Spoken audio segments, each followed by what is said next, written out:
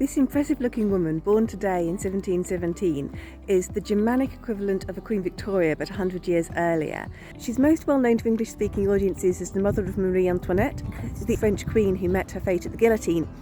She's the only woman to have ever ruled the Habsburg Empire in her own right. Like Victoria, she became queen at a young age, just 23 years old. Interestingly, although she was always co-ruler alongside a man, the written law codes from her reign are named for her and not for her husband or son. She very definitely does seem to have been the driving force.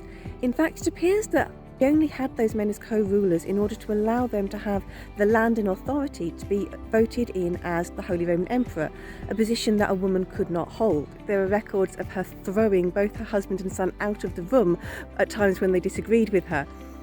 To modernise, her series of policies can be quite contradictory.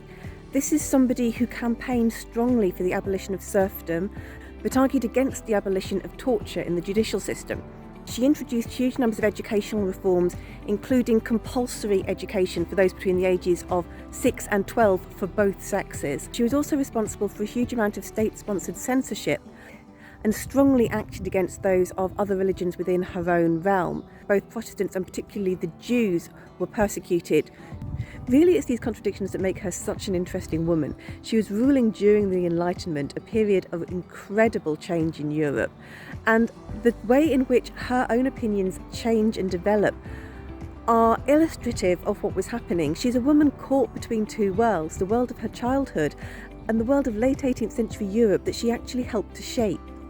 She's recognised as one of the most important Habsburg monarchs and the first of what became known as the Age of Enlightenment absolutism.